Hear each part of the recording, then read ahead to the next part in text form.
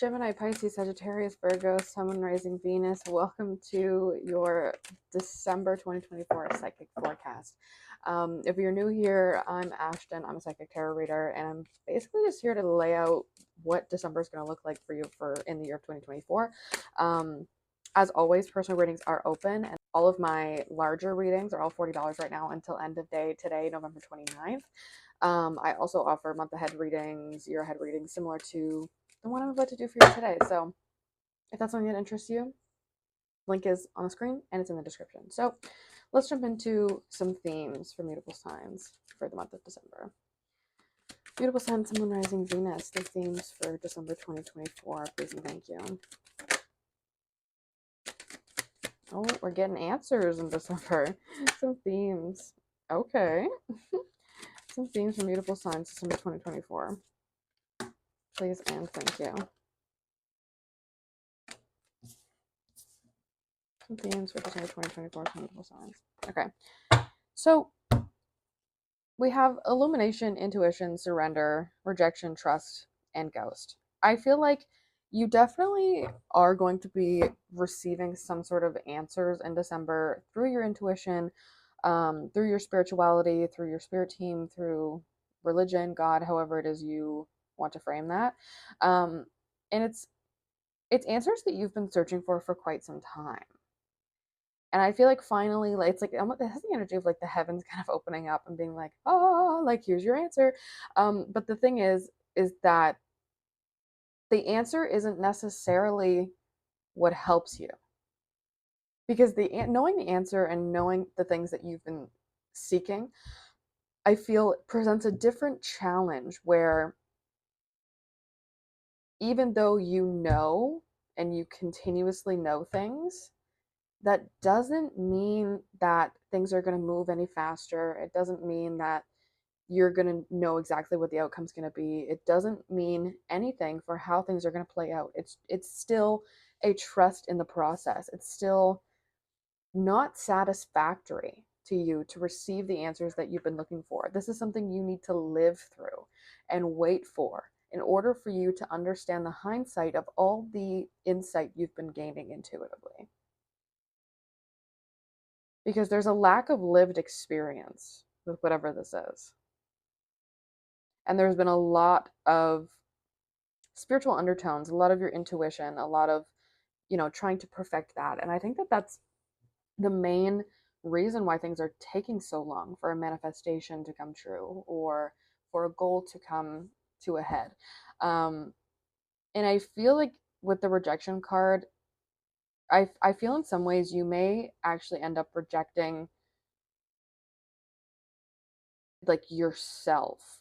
It's almost as if the answer and the thing has an opportunity to be presented to you this month, but there's an element of self-sabotage here where you don't make it that far simply because you got too close, so you got nervous. And that's where the self-sabotage kind of comes in.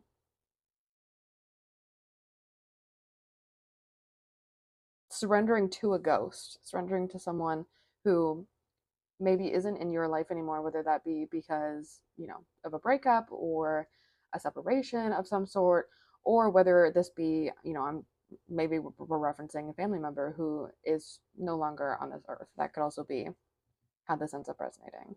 But regardless, I do feel quite a bit of spiritual support. And I think that that's why there's an emphasis here on trusting, on having faith, on your intuition, and on surrendering to the process. I'm also just noticing on every single one of these cards, except for this one, the little backgrounds are the same, the dots. And I just think that's interesting because the illumination to me represents the thing that you want, the manifestation that you're seeking. And the rest of this is kind of the reality of the situation, what's actually happening in your physical environment.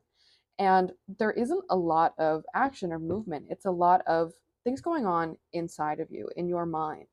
And I think that that places a lot of emphasis on where we are in the journey, in the process, in the state of things. These are all the demons we have to fight through in order to not only receive the answers of what it is we want, but to see that come to fruition. in our tangible physical environment. And I think you may end up seeing bits and pieces of your manifestation coming true in the month of December. Not the whole piece, but bits and pieces, which may arguably be more than you have been receiving at all to begin with. So maybe that's something positive for you guys.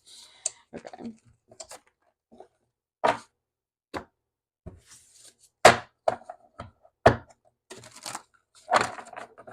Okay, December 2024 for mutable signs. What do mutable signs, Gemini, Pisces, Sagittarius, Virgo, Sun, Rising, Venus?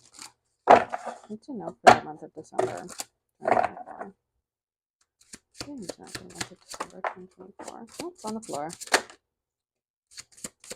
Mutable signs need to know for December 2024.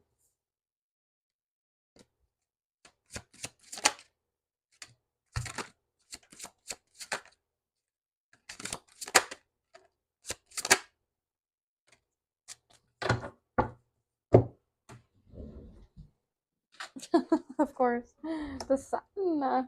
My girl, the sun was on the floor. Okay. Let me just sit with this for a second. I want to look at the bottom of the deck as well. So what do we have? Bottom of the deck, we have the Eight of Pentacles, the Fool, Two Pentacles reversed, and the Ace of Cups reversed. There's an element of like naivety here, I feel, but with the Fool and the Ace of Cups reversed, I feel like this just has the energy of like you can't start something on nothing. It's like it has the energy of like, you know, oh, can't start the day without breakfast. It's like something needs to happen first so that the journey can commence. And there's an emphasis on travel. There's an emphasis on journey. There's an emphasis on something needs to happen before. And that's where I feel the divine timing and the trust in the process kind of comes in here. And it is, I do feel like it's related to work or a club or a hobby that you have, whether directly or indirectly. That is, feels like the avenue to which you are going to get to where your manifestation is, which is interesting.